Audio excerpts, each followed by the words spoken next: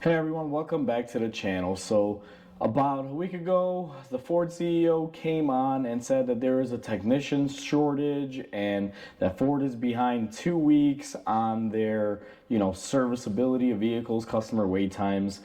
Originally, I wasn't going to make a video on it because I'll be honest with you, whatever the corporate higher ups say about technicians and service times and this and that, it's always a bunch of crap. We're the lowest guys on the totem pole. They typically don't care about technicians. And ask me how I know. Well, I worked at a dealer. Come on, I've been in this industry. I know how it works out at the end of the day. So I have watched this video when I produced it and I had to come back out here, and I got to start off with a disclaimer, guys. I tend to get a little bit passionate in this video, as you'll see, because I'm one of these people that is a consumer with Ford, and also I've been a technician at dealerships, so I know how stuff works. So I just want to get this out in the head and say that I'm not really saying anything bad about the workers at the factories for Ford or anything. There's nothing going on when it comes down to anything like that. If you're a Ford enthusiast and you love Ford, I'm not bashing on you either. This is simply me, I guess you can say bashing if you want, but me expressing my feelings towards, corporate greed and the corporate Ford model. And this is my opinion, again.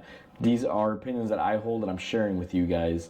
So I just don't want to offend anyone. So if you're watching this and you are a Ford worker, like, a factory worker or dealership level person, please don't take offense. That's not what I mean in this video, even though it may kind of possibly come out that way. That's not the case. It's mainly towards the CEOs and the shareholders that, all they care about is money. The greed is where I'm basically at with it. So if you're a worker at Ford, this is not aimed towards you, and if you're a Ford enthusiast, it's not aimed towards you as well.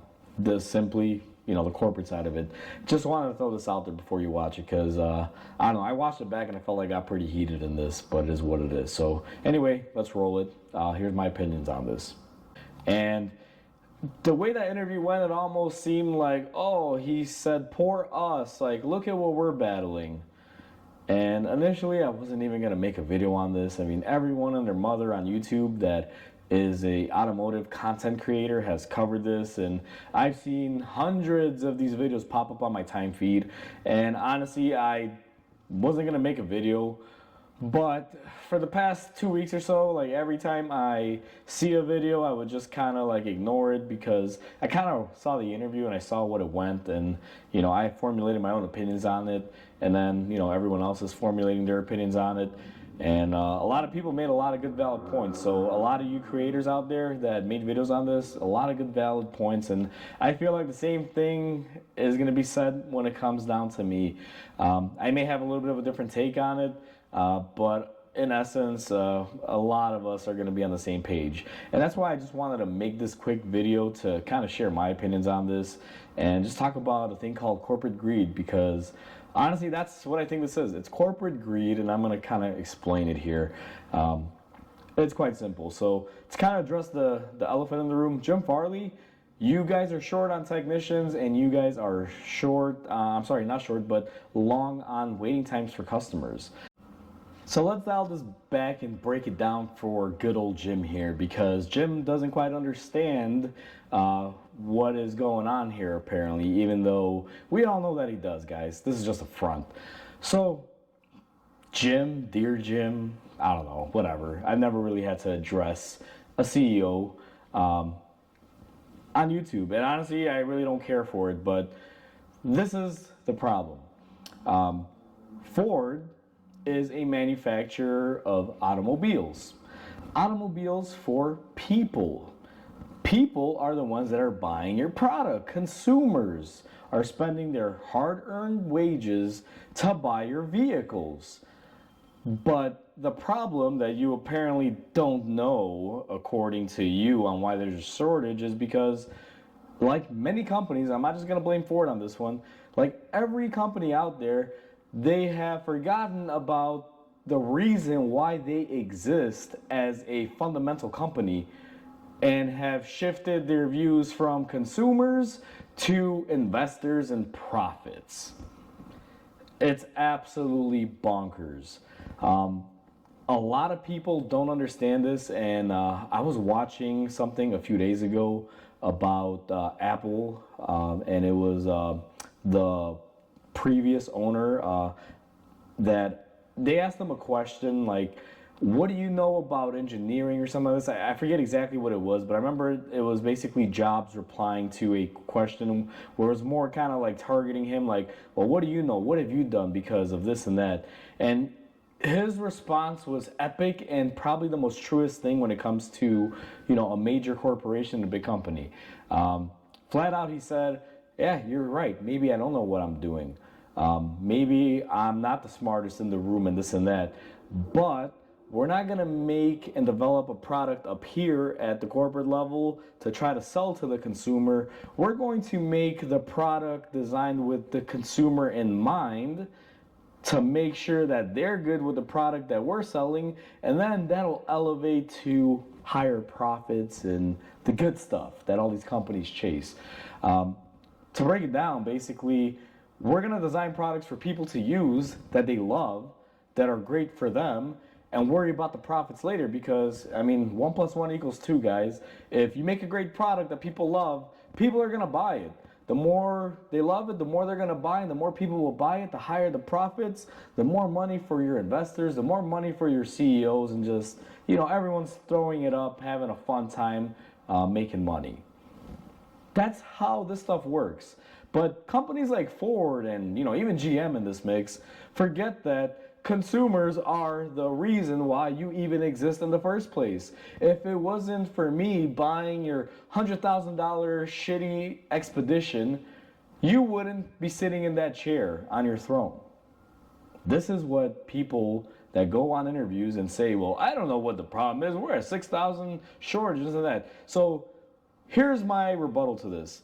The reason why he's on there saying that, and the reason why you're short on technicians and there's a lot of delays to get vehicles fixed at the dealer, is because corporate greed has taken over. Jim Farley is focused on investors. Investors are worried about money, and it's just a little circle that keeps biting itself. Jim Farley wants investors, investors want the money, and it just circles back and forth. So basically, it's a money scheme. How do you expect to make money when the core people that are buying your product are not your investors, and you're building cars with investors in mind, not people in mind? So it leads to really crappy designs. I had to cut it short. There was an ambulance driving by in the last clip. But yeah, it leaves people to cutting corners. So basically, you're chasing profits, you're chasing your investors, you're making products for your investors. You're making these horrible cars that have a bunch of problems. Consumers are buying these cars. They're reportedly spending their hard-earned money on garbage because you guys are building a car for the investor in mind, not for the consumer. So when this happens, what winds up happening is you cheap out on engineering, you cut a lot of corners, and you produce just a really bad quality product at the lowest cost that you possibly can. That in turn is going to lead to high recall rates, which, Ford, Jim Farley, who's the number one recalled manufacturer right now? Who has the highest recalls? If I'm not mistaken, I could be wrong here, but I'm pretty sure Ford is the one, if I'm not mistaken. Number one for recalls. This also leads to technicians being overworked. Now, the reason why recalls suck for technicians, guys, is not because, there's so much and we can't do it, but recalls are usually under warranty. They happen massively. There's part shortages. Stuff isn't there on time. Usually labor rates are cut in half when you're doing a warranty recall, because what happens is if a customer pay job was 2 hours and you're getting paid for 2 book time hours, then you do a warranty job, they cut that down to like 7/10 of an hour. So you're getting a lot less for the same job. So they get a discount when it's the manufacturer versus the customer pay. How do you expect to keep mechanics and technicians happy with that? Now, we're going to get into the whole payment thing, but the primary first point is basically you guys cut a lot of corners, profits are in mind, you're making cheap products as cheap as you can, you're having a lot of problems, there's a recall after recall after recall. technicians are not going to be happy having to deal with 50 different recalls on one product line. And then on top of that, you get TSBs and all these other little intermediate things. It just creates chaos. How do you expect a technician to be happy working in that environment? Because they're fixing some dumb thing. Now, I've done a lot of recalls, and I've done recalls where, hey, we cheaped out on this 2-penny washer, and now the recall is tear this whole thing apart to add a 2-penny washer because, oops, our bad. Now, I'm not saying Ford did that. That's just an example that I've ran into with other manufacturers. Like, recalls sometimes are the dumbest things. Like, manufacturers could have just not cheaped out and bought something and saved themselves a lot of money and the consumers a lot of headaches, but instead they didn't, and they just play the oops, my bad, let's fix it type thing, but it's a hassle. So recalls aren't helping. Making cheap, crappy products isn't helping. Secondly, goes back to kind of the first one. A lot of these recalls are going to be warranty time, and flat rate is not a really good paying system. Mechanics have been screwed over by pay systems for the longest now. Flat rate was just basically crap, and it is crap. I made a video on this. We're not going to really get into it, but how is a technician going to be happy when you have no customer pay tickets, everything's a warranty recall, and let's say that warranty recall is a 10-hour job, hypothetically, and you guys are paying about 4.5 or 5 hours. So now you're asking this technician to work harder, get paid less, and do this job that is stressful for, inadequate pay. Gee, do you think you would work if they cut your salary in half, Jim Farley, or gave you a quarter of what your salary would be? You probably won't, buddy, and neither will your investors be investing in you if that was the case, if their quarterly returns were not what they should be, or whatever it comes out to. Now, I'm not a finance guy. I'm probably, getting the wrong terms here, but you guys kind of get where I'm coming from. If we're going to get a pay cut on recalls at your dealerships because we're working for half rate, why don't you take a pay cut? Pay your mechanics. Don't you make millions, maybe billions of dollars? Again, I don't know. I'm sure you're high up there. So that's the second issue, guys. Mechanics are getting screwed over here. I'm not going to get into anything else beyond that because it all is pretty much a trickle-down effect. Just to make it really simple and easy for people to understand, Ford has gone from quality products for consumers to cheap, quick, easy, cookie cutter operations to make cars that people are forced to buy to make not the consumers happy, but to pad the lining of the wallets of the investors and the CEOs and all the higher ups. Simple enough. That's what it boils down to. There's nothing else but that. And it's not just Ford. GM's going through it too, but I will tell you this, Jim Farley has some big balls going on TV and just claiming that and saying that, oh, I don't know why there's a shortage. This affects a lot of people. Like the way he went about it was, oh, I don't know why there's a shortage, but we are down and our wait times are longer. You're screwing over technicians, you're screwing over your customers. I own a Ford truck. I own a 23 Expedition. Now, I'm a technician. I knew when buying this thing that it was probably the better option for at least model year trucks in 2023 because I wasn't going to get anywhere near GM with transmission and engine failure. So I figured, hey, Ford has the least of the issues. They got issues, but maybe the least because the EcoBoost engine seems to be pretty okay. And the transmissions, well, Ford and GM got together, they designed the same crap. So the GM transmission, Ford transmission, pretty much similar, if not the same thing. So I just figured, hey, at least I'll have transmission issues and not engine and transmission issues, so let me go with the Ford. But I knew that there were going to be quality issues and issues with the Ford as well. I was expecting them. And I have gotten issues and quality issues, and the response from the dealer level has kind of been inadequate, and I can't blame them because they're not too, familiar with like the dumbest little things. Like I've told a story where I had an issue with my Expedition with side steps, and it took about a month and a half of battling between the dealer, Ford corporate, and me threatening them like, hey, this thing's gonna be lemon because you guys aren't able to fix a stupid sidestep issue. Like, I'm gonna lemon this thing. Like, I want my money back. And honestly, I still do till this day. Like, I honestly regret buying it. I wish I could get my money back. So, hey, Jim, if you're watching this, would you want to reach out to me and buy my crappy Ford product back? because, you know, that's what they are. Like, and I'm not trying to, you know, hurt anyone that works at Ford, or, you know, like saying that Fords are garbage, and if you like Ford, is that, I mean, everyone has a preference, guys. Like, I'm not a hater of any manufacturer, but I mean, let's call it what it is. All manufacturing now is crap for most automakers, and Ford has gone down this road pretty quickly.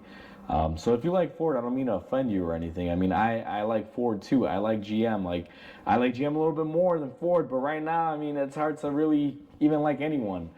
Yeah, I mean, it's what it boils down to. Now, I'm a little bit passionate on this because you got me on both sides of the board here. Not only am I a technician that worked at dealerships, so I know how technicians and dealership staff are treated, especially in the service side versus the sales side.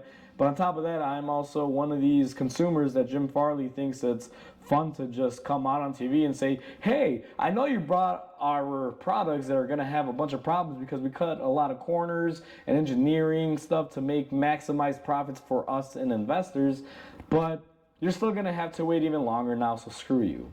That's the gist that I got as a consumer after seeing that interview. And I don't think I have to say any more than that. Honestly, it is what it is. That's my 2 cents on it. That's my take. Hopefully you guys can understand where I'm coming from. And if you are a Ford lover or enthusiast, I'm not talking smack about you guys. Don't take it the wrong way. It's everyone, even GM. I'm a GM guy, and I freaking hate GM at this point too. It's worthless. It's crap. So it is what it is. So like always, guys, thank you for watching. Comment, like, and subscribe because it definitely helps the channel grow. I hope everyone has a wonderful day, and I'll catch you in the next video.